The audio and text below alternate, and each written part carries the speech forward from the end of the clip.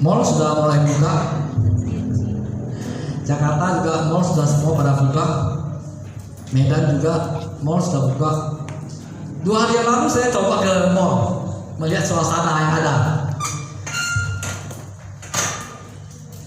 Anak-anak kan sudah rindu juga ingin ke mall jalan-jalan. Jadi saya juga coba melihat ke Carrefour Jakarta Subroto. Begitu mau masuk mobil ternyata ramainya minta ampun. Parkir mobil penuh. Artinya orang betul rindu sama mall. Tapi heran ya, orang nggak rindu sama gereja, nggak rindu ibadah. Tapi kalau rindu ke mall itu biasa, itu penuh. Walaupun masuknya itu dites segala macam, tapi penuh manusianya, penuh semua. Nah, saya mulai belajar merenungkan cerita kisah kita dari Januari sampai sekarang ini lewat COVID-19 ini.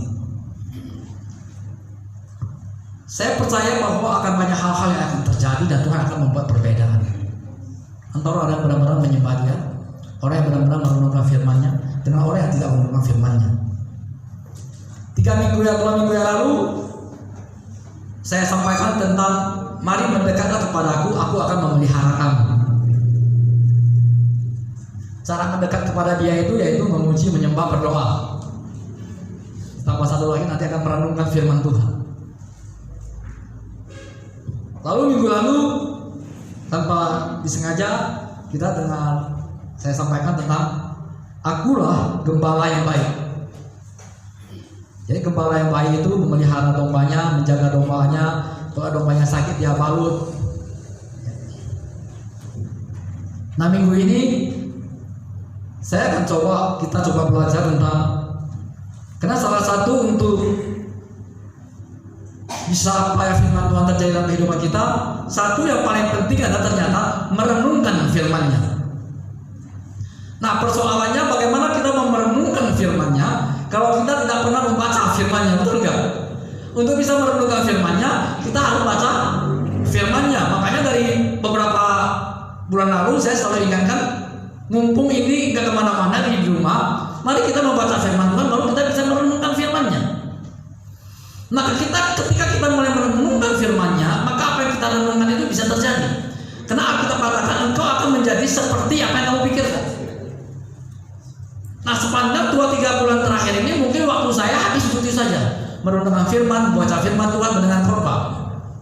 Tapi bermacam-macam khotbah yang ada di dunia ini saya dengar. Walaupun kadang-kadang harus dengan tes. Tapi dari setiap hamba-hamba Tuhan dari Amerika, dari mana-mana kita pakai tes, saya coba belajar di situ. Yang saya pelajari bukan sekedar firman Tuhan yang sudah-sudah. Yang saya mau dengar, yang mau saya dapatkan adalah pewahyuan terbaru, khususnya tentang COVID-19 ini. Bagaimana kita sebagai orang percaya untuk bisa menghadapi, sehingga nanti dunia akan mengakui bahwa kita ini memang benar-benar berbeda.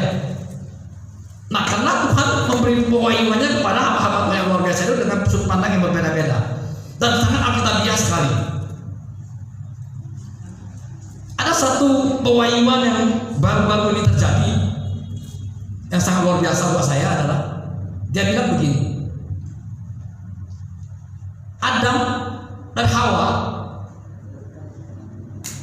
diciptakan Tuhan, tidak ada niat Tuhan supaya ada sakit penyakit dalam hidupnya. Tidak ada niat Tuhan supaya Adam dan Hawa bisa mati. Kematian, sakit penyakit nggak bisa. Dia mesti hidup dalam kesehatan ilahi di Taman Eden. Tetapi itu gagal. Dan gagalnya itu ternyata penyebabnya itu cuma satu, gara-gara makanan.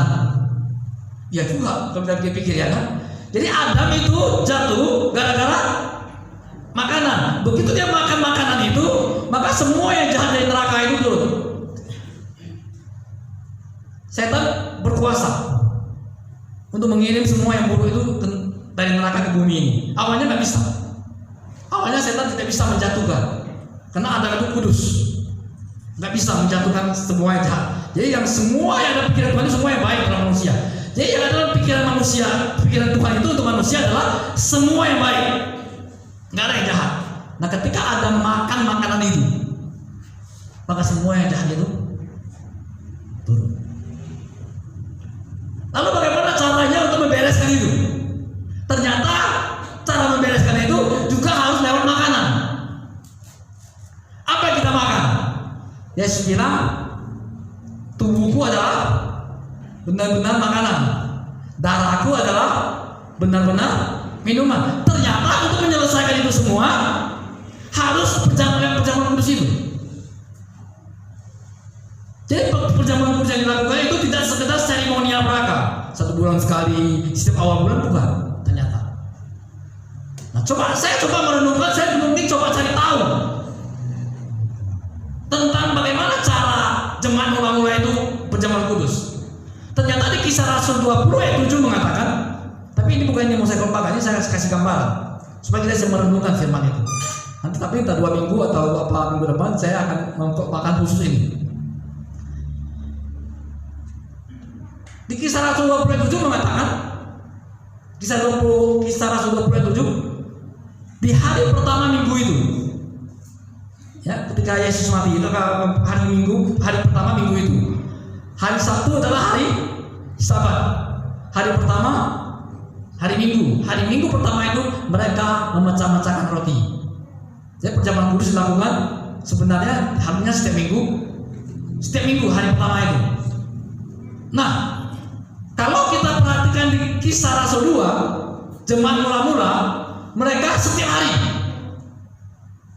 di rumah masing-masing bergiliran, kumpul di rumah si A, pecah-pecahkan roti. Besok di rumah si B, pecah-pecahkan roti. Apa tujuannya? Agar apa? Semua yang pernah dikirim setan ke muka bumi ini hilang, dibersihkan oleh perjamuan itu. Makanya Yesus katakan, lakukanlah ini sebagai peringatan akan kematian. Karena mengingat itu, maka semua peristiwa yang buruk yang pernah dijatuhkan setan dari kamar Eden itu hilang. Nah, kita bersyukur tahun ini kita mulai belajar setiap minggu kita perjamuan kudus. Tanpa kita sadari, ternyata benar juga. Setelah 4 bulan kita melakukan perjamuan kudus, tetap pewahyuan yang baru ini kepada kita. Nah, saya percaya sehingga kita yakin bahwa apa yang kita lakukan tidak salah. Nah, hari ini kita akan berbicara tentang apa hubungannya merenungkan firman Tuhan dengan keberhasilan. Mungkinkah ketika kita merenungkan firman Tuhan, kita bisa berhasil? Mari coba kita lihat Alkitab dari Mazmur 1. Ini yang sudah sering kita baca. Mari kita baca bersama-sama. Mazmur 1 ayat 1 sampai 3.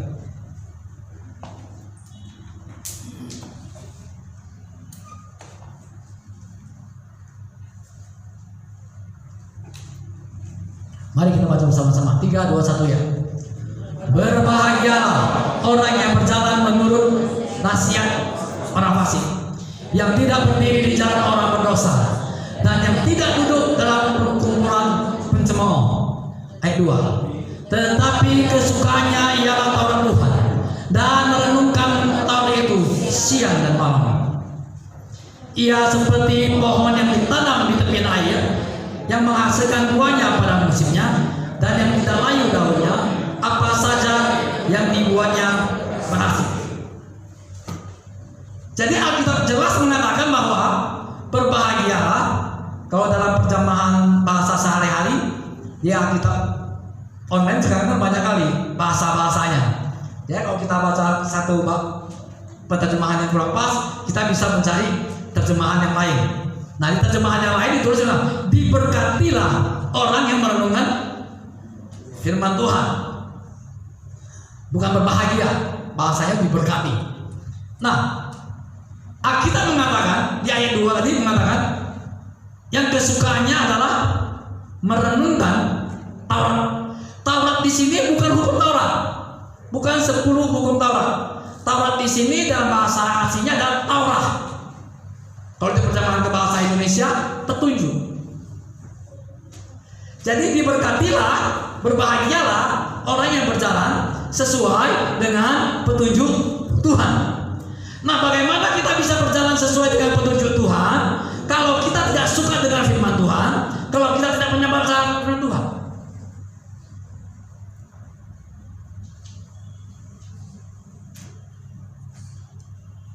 Minggu ini saya coba Soalnya saya udah dari kejadian ke wahyu udah banyak saya baca berulang kali.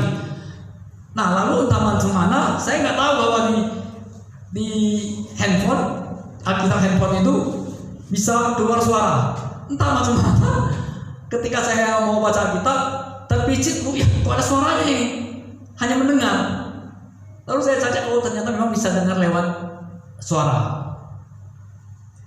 Lalu sudah 1 minggu ini setiap saya mau tidur, saya dengar suara Alkitab sampai tidur bisa baca. Jadi bagi yang nggak suka membaca, ada solusinya. Ya udah dengar aja kayak tag gitu. Jadi sampai kadang 10 pasal, selama saya akan tertidur sampai saya nggak ingat saya tertidur. Misalnya di pasal 10 saya masih ingat pasal 10 itu, walaupun dia akan berjalan terus saya nggak ingat lagi saya tertidur, tapi saya masih ingat pasal 10. Besok saya akan buka mulai pasal 11.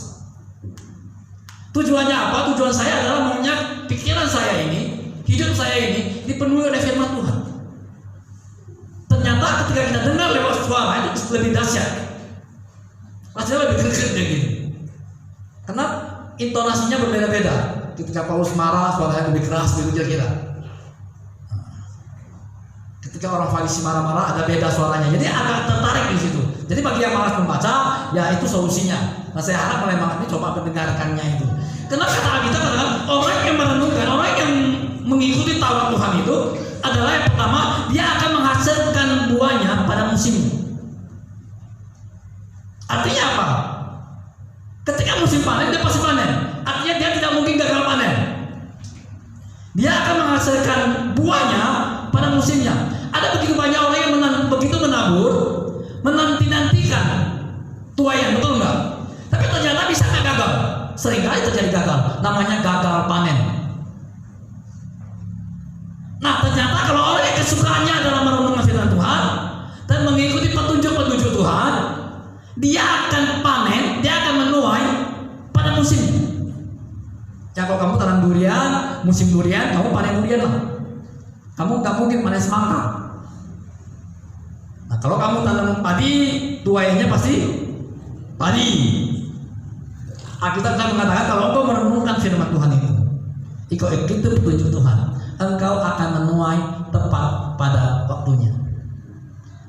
Nah sehingga kiri kananmu mulai gagal panen, orang mulai gagal panen, kamu nggak pernah gagal panen. Nah masa-masa seperti ini sebenarnya kita butuhkan itu. Ada banyak orang nggak makan, kita tetap makan. Kira-kira seperti ini. Banyak orang mengalami kesulitan finansial, ya kita aman-aman saja. Kira-kira seperti itu. Nah kita harus belajar bagaimana caranya. Ternyata salah satunya adalah merenungkan firman Tuhan itu. Jadi orang yang merenungkan firman, dia akan menuai pada hasilnya. Yang kedua, daunnya tidak layu. Artinya apa? Orang mulai semakin tua, tapi kamu tetap awet muda. Kok semakin lama semakin muda ya? Mama Joshua pertama kali kita jumpa nggak semudah ini dia, lebih tua. Semakin sekarang, semakin kemarin, semakin muda ya kan? Entah kena fitnah atau kenapa nggak tahu, tapi saya percaya bukan karena itu. Bukan semua itu bukan karena usaha upaya kita. Semuanya itu karena anugerah Tuhan. Karena firman Tuhan. Kita awet muda. Saya terus terang kaget semua ada seorang pastor dari Singapura wawancara dengan seorang hamba Tuhan, ngobrol di YouTube. Saya coba klik dengar obrolan mereka. Mereka ngobrol tentang firman Tuhan. Lalu yang membuat saya terkejut, kalau saya lihat ini manusia, satu orang ini, dia pakai topi, pakai jaket gitu. Yuk, saya pikir, dia bilang sekarang hari-hari ini gara-gara corona, janji pelayanan saya di Amerika, di Australia, India, Brazil ditunda semua. Yuk, ini hamba Tuhan luar biasa sekali. Pelayanan dari Singapura, ke sebuah negara kecil, tapi pelayanan sampai ke, jadi dia cerita pelayanannya seluruh dunia. Nah salah satunya Indonesia. Jadi yang mewawancarai dia semalam adalah pendeta dari Indonesia ini yang harusnya dia melayani di gerejanya karena corona gak jadi. Kalau melihat wajahnya, saya bilang ini anak muda, begitu muda, udah melayani seluruh dunia. Lalu disuruh hamba Tuhan dari Jakarta ini, coba kamu memperkenalkan dirimu, diperkenalkan dirinya. Saya sudah beristri, ternyata sudah punya istri saya pikir. Saya punya 2 anak yang sudah remaja ini. Yuk. Saya kaget. Kok berarti umurnya sudah di atas 40 tahun ini? Hampir 50 tahun. Kalau kawin terlambat seusia saya ya kan? Anak saya remaja, umur saya 56 kan? Tapi ini orang begitu muda. Saya suruh Mas Dewan dia, coba kamu lihat ini hamba Tuhan saya bilang. Dia udah punya 2 anak yang remaja. Kita kan punya 1 anak remaja, ini ada 2. Tapi wajahnya muda sekali. Nah, jadi Alkitab ini digenapi. Jadi ternyata orang yang merenungkan firman Tuhan, dia tidak akan layu, tidak dimakan oleh usia. Nah, saya sudah banyak melihat hamba-hamba Tuhan yang luar biasa, seperti Joseph Prince misalnya, hamba Tuhan dari Singapura itu, seperti anak muda aja gitu, umur 50-an. Jadi firman Tuhan ini digenapi. Dia tidak akan layu daunnya. Jadi kalau kau merenung firman Tuhan, hai anak-anak gadis, ibu-ibu ingin awet muda, ternyata kalau susah, nggak usah ke salon, nggak usah makan herbal, nggak usah. Cukup engkau merenungkan firman Tuhan, maka engkau nggak akan layu. Suamimu melihatmu selalu segar, nggak pernah layu soalnya. Bahkan ada seorang hamba Tuhan dari Amerika menulis seperti ini. Banyak kali orang ketika badannya gemuk, lalu dia berusaha diet. Dia mulai fitness dengan harapan bisa kurus. Hasil penelitian melihat semua orang itu gagal. Ada 80% lagi lebih itu gagal.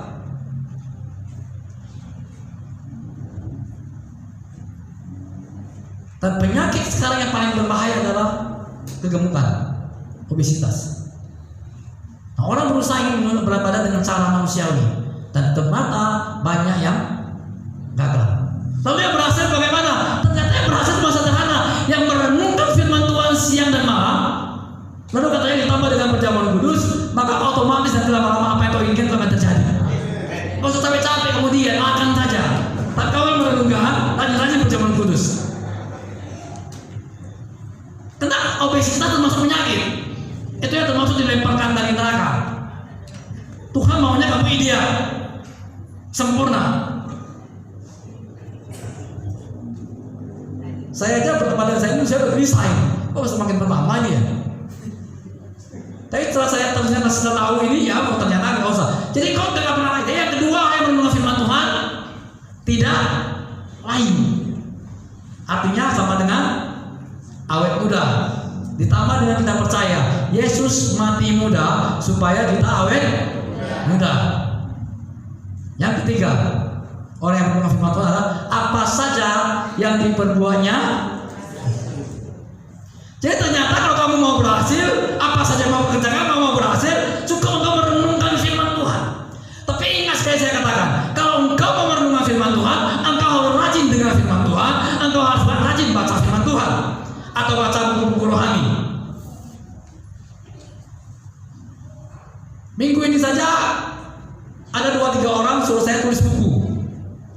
Dari dulu, dia tonton, saya kan bicara mau tulis buku, tapi gak jadi itu.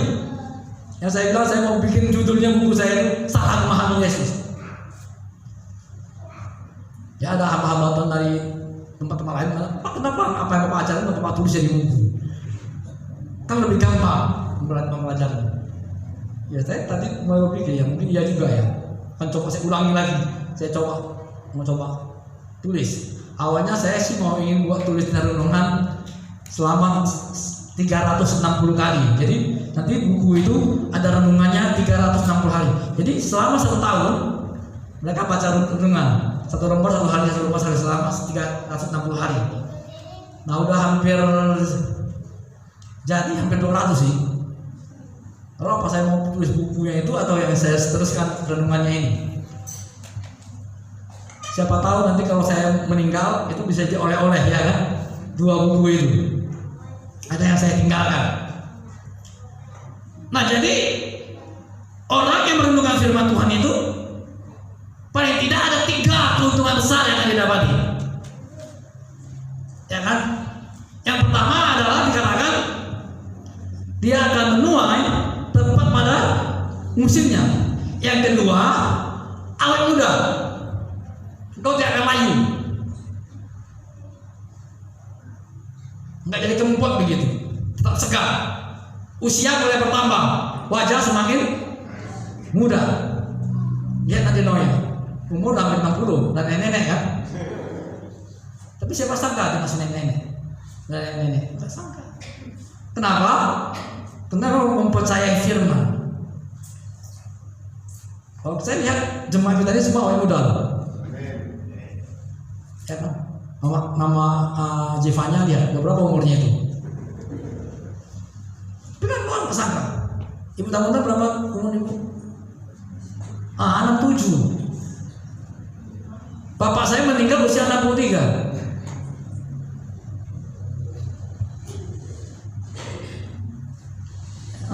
Masih segar. Karena kita merenungkan firman Tuhan. Oh, usia saya kata Alkitab 120. Kalau kau merenungkan 70 tinggal 3 tahun lagi. Percaya nggak? Kalau kau mendengar khotbah pendeta lama, usia manusia kalau kuat paling lama 13 tahun lagi, Bu. Tapi ketika kamu merenungkan yang berbeda, kamu dengar ada sesuatu yang berbeda nih. Mulai sekarang umur manusia 120 tahun saja, Kejadian 6. Itu kamu renungkan. Oh iya ya. Renungkan terus, itu akan terjadi. Orang tua di tempat kita tinggal 2 orang sekarang ya. Ada 3. Ditambah dengan Mama Nita ya. Masih panjang umur kalian, tenang aja.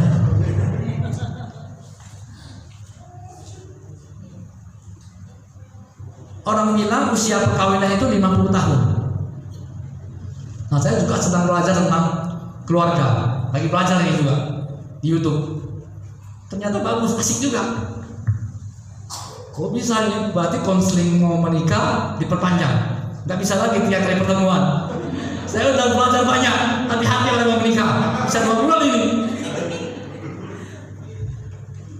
Soalnya yang saya belajar itu katanya ada 24 episode. Bayangkan aja. Saya tuh baru belajar sampai 7 episode. Saya menarik. Oh iya juga ya. Selama ini nggak dipelajari. Tren. Ya siapa yang mau menikah bersyukurlah. Tapi yang sering menikah, sering bertengkar di rumah, boleh juga untuk belajar. Nah, nanti kita buat seri di gereja ya kan. Bagi suami-suami istri yang sering bertengkar di rumah itu perlu belajar. Jangan segan, nanti ketahuan saya di rumah benar-benar bertengkar. Justru perlu diselesaikan. Jadi awet muda. Katanya di situ usia pernikahan selalu orang bilang 50 tahun, betul nggak? Selalu di pesta 50 tahun. Katanya ulang tahun pernikahan emas. Oh, sudah berbahagia sekali. Usia 50. Jadi kalau dia menikah usia 25, ketika usia 75, dengan kata lain, dia sudah sangat bersyukur kalau usianya 75 selesai. Betul nggak? Jadi kalau dia menikahnya usia 20, ya di usia 70 lah nanti dia game over di dunia ini. Jadi bersyukurlah saya menikahnya itu tahun usia 40. Kalau ditambah 50 tahun nanti berarti usia saya paling tidak 93 tahun. Nah, Mas Indi umur berapa kali ini? 21. Oh, bahaya Pak, muda nanti ini. Tapi itu kita nggak percayai. Jadi kita butuh ada sesuatu yang berbeda sehingga itu nggak berlaku. Itu menurut catatan penelitian. Ternyata semakin muda menikah, kan 50 tahun tuh selesai dari situ. Tapi sekarang kita merenungkan berbeda. Renungan kita adalah tidak layu, panjang umur. Ya, usia 120 tahun. Yohanes.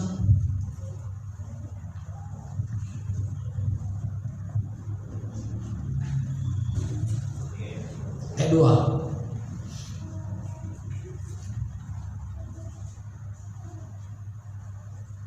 Saudaraku yang kekasih, semoga engkau baik-baik dan sehat-sehat saja, sama sepertimu jiwamu. Jadi Paulus, Yohanes selalu berdoa begini. Aku berdoa. Jadi yang didoakan Yohanes yang pertama adalah engkau baik-baik dan sehat. Itu berbicara tentang tubuhmu. Tubuhmu perlu sehat. Yang kedua yang dia doakan adalah jiwamu sehat-sehat. Seperti minggu lalu saya katakan, bohong, enggak selamanya orang yang tubuhnya sehat, jiwanya bisa sehat. Buktinya orang gila banyak jiwanya enggak sehat, tapi tubuhnya sehat. Ada yang jiwanya sehat, tubuhnya enggak sehat. Orang stroke misalnya, jiwanya sehat, tubuhnya enggak sehat. Makanya Yohanes berdoa, yang didoakan Yohanes adalah tubuhnya sehat, jiwanya sehat. Nah itu juga lah doa kami setiap hari untuk semua jemaat. Tapi doa kami bukan hanya itu, doa kami adalah supaya juga berkat Tuhan atas turun kalian semua. Itu kami doakan. Nah ini yang didoakan oleh Yohanes. Ternyata untuk bisa tubuh yang sehat, jiwa yang sehat, lewat apa? Lewat merenungkan firman Tuhan. Enggak ada pilihan lain. Semakin ke depan ini kita semakin enggak ada pilihan lain untuk itu. Kita lihat coba 1 Timotius 4 ayat 13. Apa yang dipesankan Paulus kepada Timotius?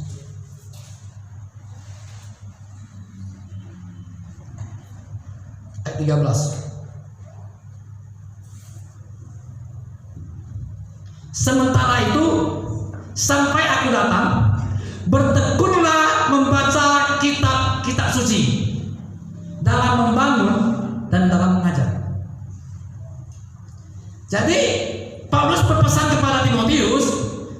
Jadi Paulus ini suatu waktu akan mengunjungi Timotius, karena Timotius sudah jadi gembala. Dia akan berkunjung. Jadi sebelum aku datang, sementara sampai aku datang, yang dipesankan Paulus apa? Bertekunlah membaca kitab suci. Untuk apa? Untuk membangun dirinya. Jadi setelah itu untuk membangun, setelah itu membangun dirimu, engkau baru bisa mengajar. Nah sering saya katakan kalau pendeta yang berhenti belajar, selesai latihan dan selesai semua jemaatnya. Karena kalau dia tidak bertekun untuk belajar, dia tidak mungkin bisa mengajar. Apa yang mau dia sampaikan?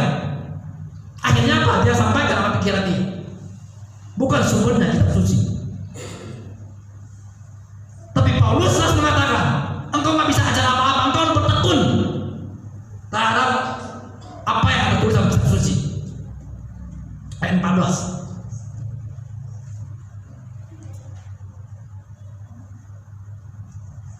Janganlah lalai dalam mempergunakan karunia yang ada padamu, yang telah diberi kepadamu oleh nubuat dan penumpangan tangan sidang penatua. Nah ini mungkin bagi pendeta, bagi penatua yang sudah dihabiskan. Nah yang kuncinya di ayat 15.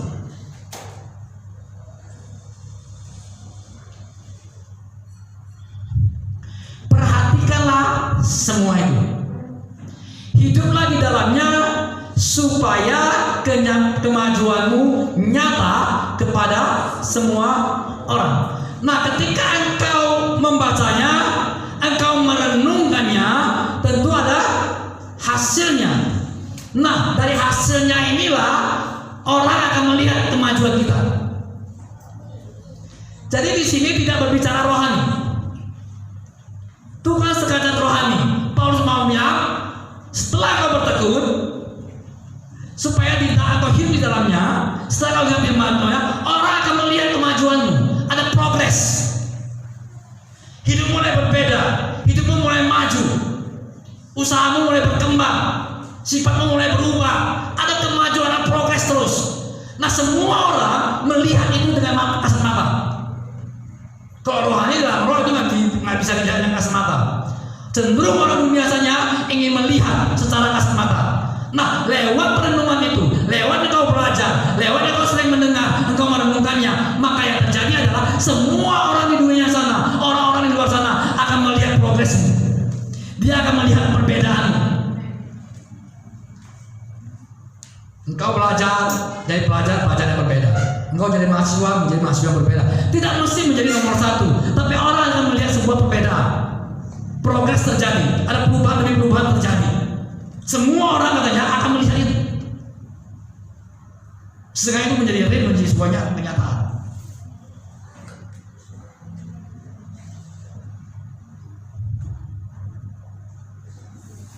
Masalahnya adalah seringkali orang bilang begini, rasa-rasanya merenungkan firman Tuhan itu betul, baca firman Tuhan itu betul, hanya saja saya tidak punya waktu untuk itu. Sering kali mas seperti itu, saking sibuknya dia rasanya. Tapi pertanyaannya, benar nggak sampai dia nggak ada waktu? Saya rasa itu bohong. Pertama memang dia nggak percaya aja. Kalau dia percaya pasti dia lakukan. Misalnya kita percaya ini merenungkan firman Tuhan bisa seperti itu merenungkan. Apa sih yang mau merenungkan? Misalnya kamu pernah membaca seperti yang saya kemarin minggu lalu, bahkan akulah gembala yang baik. Gembala yang baik akan memelihara domba-dombanya. Yang luka akan dia balut. Dia akan memberi makan, dia memberi kasih air minum yang jernih, dia akan membawa kepada dia. Renungkan itu. Oh iya ya. Ketika kamu mengalami kesulitan, kamu Tuhan adalah gembala. Mungkin kamu akan renungkan. Kalau aku merenungkan firman Tuhan, maka aku akan menuai pada waktunya. Renungkan itu. Tapi untuk bisa merenungkan itu, paling bisa kamu harus mendengar atau kamu membacanya. Tanpa itu kamu bisa merenungkan.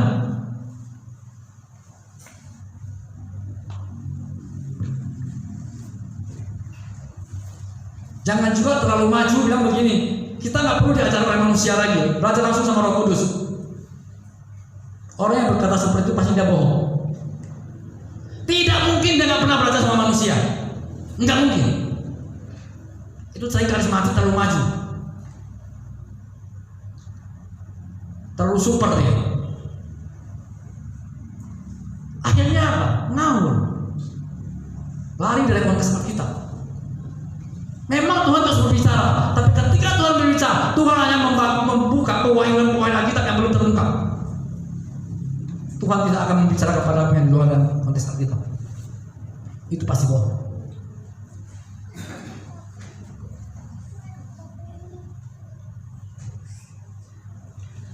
Yesaya 53, coba kita renungkan kembali lagi ayat ini. Karena kita perlu merenungkan itu semua. Ayat 4.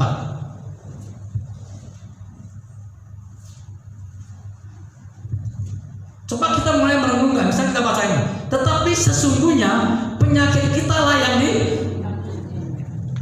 Jadi sesungguhnya ini yang benar. Semua nggak benar. Yang benar adalah artinya kan ini yang benar.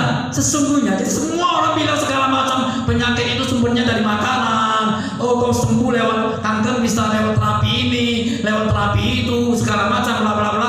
Tapi yang kita katakan sesungguhnya kematian Yesus itu adalah untuk menanggung penyakit kita dan kesengsaraan kita yang dipikulnya. Padahal kita mengira dia kena tulah, dipukul dan ditindas Allah. Ini yang sesungguhnya. Yang sesungguhnya inilah yang perlu direnungkan. Nah, ketika kita mulai mempelajari, kita membaca yang sesungguhnya itu, kita mulai merenungkannya. Nah, ketika kita mulai merenungkannya, maka itu akan terjadi dalam kehidupan kita.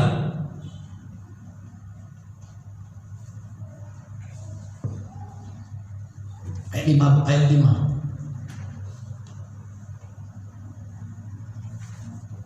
Tetapi dia tertikam oleh karena pemberontakan kita. Dia direnungkan oleh karena kejahatan kita. Ganjaran yang mendatangkan keselamatan bagi kita ditimpakan kepada kita. Seharusnya kalau kita mau selamat, ganjarannya itu ditimpakan kepada kita dong. Kalau kita berbuat dosa, sekarang enggak, ditimpakan kepada diri dia. Ini yang perlu kita renungkan.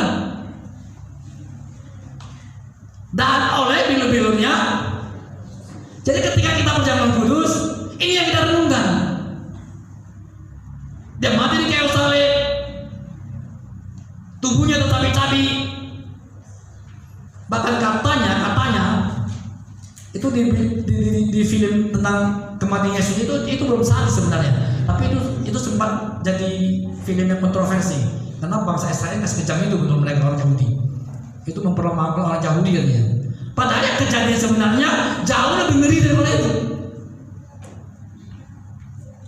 Itu kan syutingnya itu kesaksian dari pemeran utama itu berapa kali gagal. Hampir film itu digagalkan. Sampai nggak sanggup dia aktingnya itu. Katanya terus semua sudah duduk dia masih berdiri gitu. Pakai make-up dia diri itu. Tapi menurut dia ini belum sadis daripada kejadian. Tulangnya benar-benar patah waktu itu. Syuting film itu.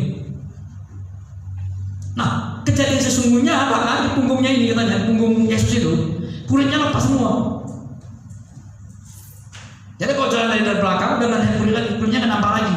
Yang nampak adalah dagingnya ada yang sudah dihancur-hancurin. Depannya udah nggak ada lagi kulit, sama dagingnya nggak ada lagi. Daud katakan semua tulang-tulangnya dia bisa hitung satu persatu. Kenapa? Itu semua lepas. Yang harusnya itu ditimpakan kepada kita. Jadi semua sakit penyakit kita yang dilemparkan dari neraka itu semua ditanggung oleh Yesus. Nah ini yang perlu kita renungkan.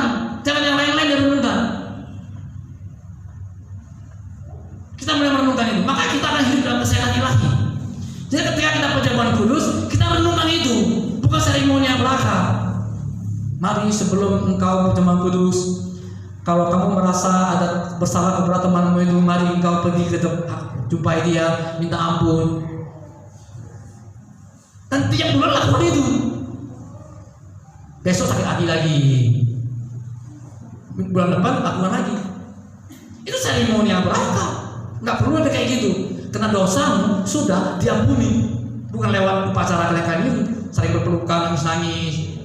Bila perlu ingus keluar semua begitu. Bukan seperti itu.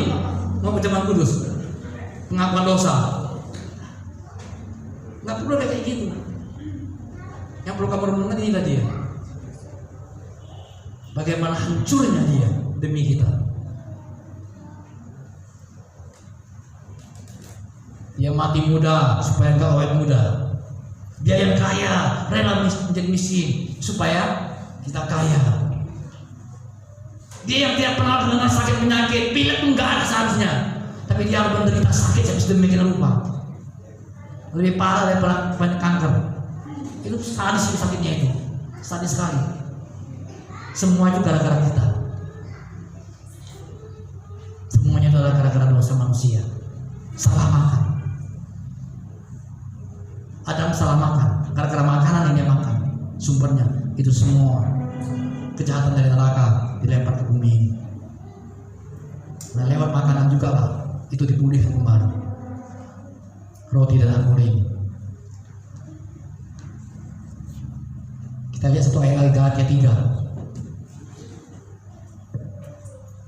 ayat 13-14. Jadi marinya hari ini topiknya kita mulai merenungkan apa yang sudah dilakukan Yesus.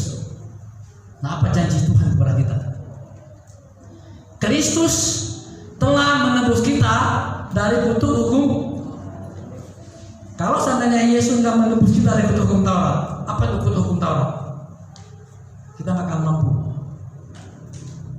Dengan jalan menjadi kutuk karena kita, sebab ada tertulis, terkutuklah orang yang digantung pada kayu.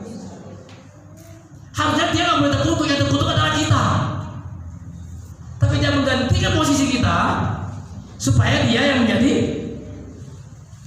Jadi tidak ada lagi kutuk keturunan.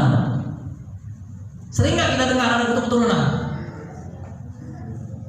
Nggak ada lagi. Kenapa? Karena Yesus telah ambil alih. Jadi orang yang terkutuk itu matinya digantung. Nah Yesus sudah gantung. Seharusnya kita yang tergantung. Dia telah ambil alih. Jadi anugerah kasih karunia itu gratis cuma-cuma. Tapi tidak murah. Ingat itu. Cuma-cuma, tetapi tidak murah. Murah bukan gratisan begitu aja, bukan murah. Itu sangat mahal. Tapi yang bayar bukan kita. Yang bayar adalah Yesus, lunas. Ayat 14. Apa tujuannya dia lakukan itu? Apa tujuannya dia menjadi kutuk? Yesus Kristus telah membuat ini. Apa yang dia buat? Tergantung di kayu salib menjadi kutuk, supaya di dalam dia berkat Abraham sampai kepada bangsa-bangsa lain, sehingga oleh roh iman kita menerima roh yang telah dijanjikannya. Supaya apa? Dia mati kayu salib menjadi kutuk, supaya kutuk kemiskinan tidak masuk di dalam hidup kita. Sering terjadi enggak? Kakeknya miskin, bapaknya miskin, cucunya miskin. Kutuk miskin. Nah, semuanya itu Yesus lakukan supaya apa? Supaya berkat Abraham sampai kepada bangsa-bangsa lain, termasuk saudara dan saya. Bukan karena ini itu apa, bukan karena apa kayak semuanya berkat Abraham bisa sampai kepada kita hanya satu, dia menjadi kutuk di kayu salib. Itulah yang membuat kita bisa menerima berkat Abraham. Karena Alkitab katakan engkau akan menjadi berkat bagi bangsa-bangsa. Jadi Joshua ketika dipanggil Tuhan setelah Musa mati, Tuhan bilang, coba kita lihat Joshua 1 ayat 8. Apa pesan Tuhan di situ?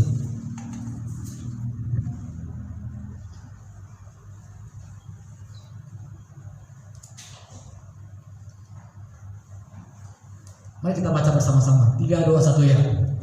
Janganlah engkau lupa memperkatakan kitab Taurat ini, tetapi renungkanlah itu siang dan malam, supaya engkau bertindak hati-hati sesuai dengan segala yang tertulis di dalamnya. Sebab dengan demikian perjalananmu akan berhasil dan engkau akan. Jadi kalau kita mau berhasil, ini bukan hanya berhasil kan dulu. Nah, satu-satunya caranya adalah memperkatakan Taurat itu, merenungkannya itu siang dan memperkatakan, mengucapkannya. Dan kita bertindak. Taurat tadi itu adalah petunjuk Tuhan, dia bilang kan? Dia bilang sesuai dengan segala yang tertulis di dalamnya. Bertindaklah hati-hati. Artinya bertindaklah sesuai dengan petunjuknya Tuhan. Maka perjalananmu akan berhasil dan beruntung. Jadi kalau merenungkan mau beruntung, mau berhasil, mau sukses apakah? Sebenarnya sederhana, belajar merenungkan firman Tuhan. Nah, untuk bisa merenungkan firman Tuhan, paling tidak mari kita belajar mendengar firman Tuhan, membaca firman Tuhan. Sekarang di YouTube banyak yang bisa kita dengar firman Tuhan, hamba Tuhan luar biasa. Tapi tidak semua hamba Tuhan menyampaikan firman Tuhan. Banyak yang menyampaikan teologisnya. Tidak sedikit yang kompakan tentang finansialnya. Baru-baru heboh di media sosial, saya kaget melihat pendeta satu ini. Dia bilang, kalau klaim rajin bayar perpuluhan selama 6 bulan, kalau tidak klaim diberkati, kalian jumpai saya akan koyak Alkitab, saya akan pijak Alkitab. Ini benar-benar orang mabuk agama ini. Nah, semakin masa-masa krisis ini, pendeta banyak korban tentang itu. Kesaksiannya bagaimana jemaahnya mengumpulkan uang, bayar puluhan dalam keadaan miskin, akhirnya kaya. Mungkin enggak? Mungkin lah. Itu. Tapi kan diejek orang semua di bawahnya itu. Pendeta mata duit tanah segala macam. Enggak jadi berkat.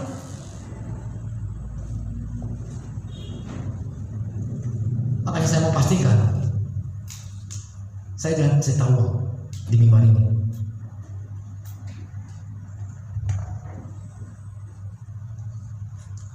Jadi Joshua adalah orang yang sangat merenungkan firman Tuhan, karena dia diperintahkan Tuhan merenungkan firman Tuhan, memperkatakan firman Tuhan.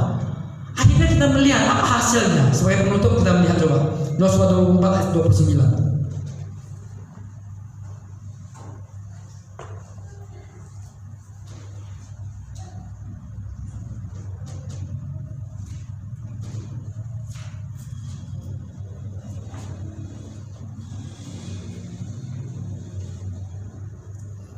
Dan sesudah peristiwa-peristiwa itu, peristiwa apa?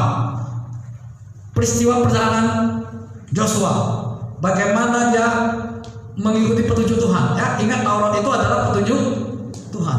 Ketika Tuhan kasih dia petunjuk untuk menjemput tanah Kanaan, suruh keliling Jeriko, tembok Jeriko, dikelilingi 7, dia taat kepada firman itu. Secara manusia, tentara-tentaranya Yosua mungkin berpikir, ini perang model apaan? Udah pinggul senjata, saya perang ini, udah semangat. Nggak taunya Yosua bilang, udah nggak usah repot, kita kelilingi aja tembok ini. Tembok Jeriko itu nggak seperti tembok ini, 1 bata 2 bata. Tembok Jeriko itu lebarnya kira-kira 6 meter. Kenapa bisa 6 meter? Itu rumahnya Rahab di atas tembok. Berarti tembok Jeriko itu tebalnya kira-kira 5 atau 6 meter, bisa mendirikan rumah di atas. Untuk roboh itu nggak gampang. Tapi ketika petunjuk Tuhan, udah kamu kelilingi aja. 1 hari, ya tentaranya mungkin berpikir nggak apa-apa lah hari ini. Mungkin ingin tahu lokasi, kelilingi dulu. Besok pagi bangun pagi kalau siap mau perang, Yosua bilang, ayo kita kelilingi lagi. Kelilingi lagi. Hari ketiga, ayo kita kelilingi lagi. Kira-kira tentara stres nggak? Saya percaya tentara stres. Komplain nggak kira-kira? Komplain, cuma nggak terus saja dapat kita. Cuma saya percaya mereka pasti ada yang komplain. Ini perang apa? Udah gregetan nih bikin perang tentara kan itu nature-nya kan, sifat dasarnya kan. Ingin berperang aja kalau pakai senjata, ingin nembak aja. Tapi ini nggak susah, keliling aja. 6 hari berkeliling-keliling, hari yang ke-7. Yosua bilang, ini kita akan rebut, sebentar lagi kita akan menang. Tentaranya bingung, menang bagaimana? Perang aja belum. Mungkin pikir tentaranya itu inilah saatnya berperang hari ke-7 ini. Enggak tahunya hari 7 itu disuruh keliling tembok itu 7 kali. Iya lebih gila lagi. Setelah keliling 7 kali, maka roboh tembok itu. Jadi sekarang gereja pendeta banyak ikut doa keliling yang dilakukan seperti yang dilakukan oleh kelilingi itu masjid, kelilingi wihara-wihara di kampung kalian, wihara Hindu itu dikelilingi tiap malam. Semakin dikelilingi, emasnya semakin bersinar-sinar saya lihat. Bukan semakin redup. Coba lihat, masjid raya semakin dikelilingi, semakin megah.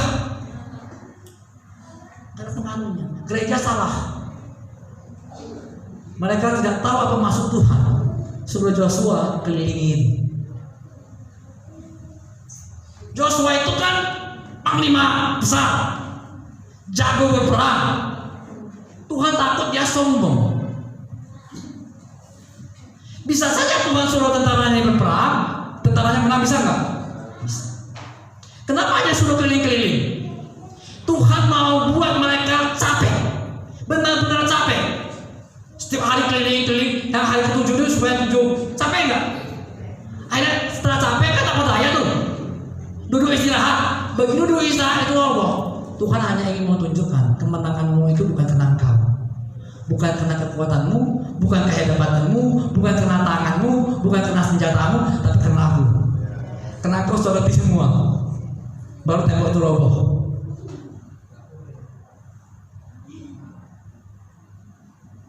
Selama ini gereja salah menafsirkan itu, ikut-ikutan keliling-keliling, nggak bisa. Tuhan hanya ingin menunjukkan kepada Yosua, bergantunglah kepada petunjuk Tuhan, maka engkau akan menang. Renungkanlah itu, perkatakanlah firman Tuhan, untuk engkau bisa menang. Bukan karena kehebatanmu, bukan karena kekuatanmu. Sejak awal ketika mau menyeberang dari sungai Yordan, Tuhan sudah sampaikan, jaga jarak antara kau dengan tabut itu. Karena jalan itu belum pernah kau lalui. biar Tuhan yang kasih petunjuk jalan. Jadi Tuhan mau Joshua ngikuti jalan-jalan Tuhan. Nah, hal yang sama Tuhan inginkan kita, agar kita benar-benar mengikuti petunjuknya Tuhan. Apapun yang mau lakukan, apapun yang mau kerjakan, apapun yang mau usahakan, tanya petunjuk Tuhan dengan baik. Apalagi kalau mau cari pasangan, itu paling penting itu. Paling penting, tanya petunjuk Tuhan. Lalu banyak orang bilang, gimana Pak tanya petunjuk Tuhan? Saya kan nggak tahu dengan suara Tuhan. Ya, koin aja lah undi, udah petunjuk ini iya atau enggak. Kalau 100 iya, kalau turun enggak. Tapi jangan itu bonyol, itu bercanda aja. Paling tidak engkau sering mendengar firman Tuhan, mendengar firman Tuhan. Jadi sehingga pikiran kita ini dipenuhi oleh firman. Tanpa itu kau tak bisa merenungkan firman Tuhan, maka tidak terjadi apa-apa dalam hidup kita. Kita bisa mengatakan hari-hari terakhir ini Tuhan akan semakin membuat perbedaan. Saya selalu ingatkan, corona ini belum apa-apa, mungkin nanti akan terjadi yang lebih parah. Ini belum apa-apa ini, belum apa-apa. Tuhan akan nanti suatu saat mungkin Tuhan akan buat sampai engkau benar-benar mengakui dan engkau benar-benar bergantung kepada firman Tuhan. Tuhan akan paksa seperti itu, sebagaimana Tuhan paksa Firaun. Tuhan paksa Firaun dari satu tulah ke tulah berikutnya, tulah satu ke tulah lain, dan tulah terakhir itu anak sulungnya mati, dia nggak bisa bertahan lagi.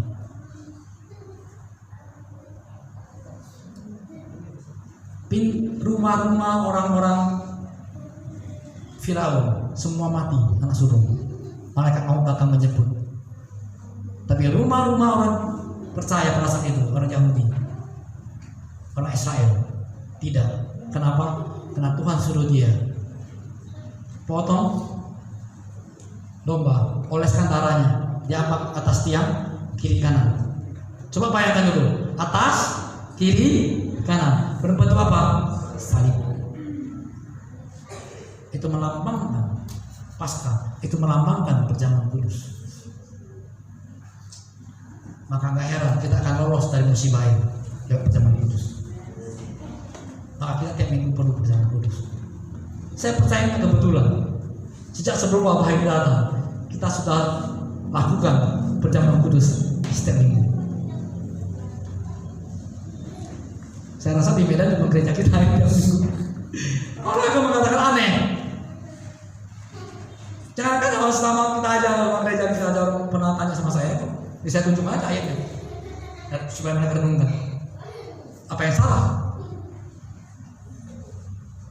Ayatnya kakak pernah bilang kan, 1 bulan sekali, bulan nggak ada.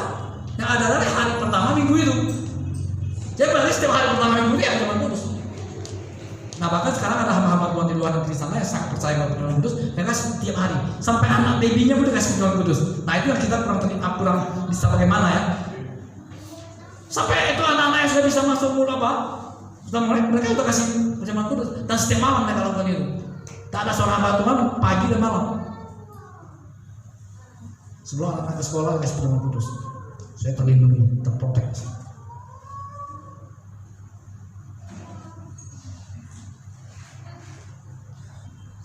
Semalam saya bisa ke botol juga. Yang paling kita antara 2 hari sekali, 3 hari sekali, seminggu kali. Tapi jangan bikin minum untuk mabuk 1 gelas. Ya mari perjamuan sama 1 gelas. Itu bukan. Kita mau benar-benar maknanya benar-benar. Sehingga kita benar-benar orang yang dikuduskan Tuhan setiap hari dan setiap detik. Lihat perjamuan ini.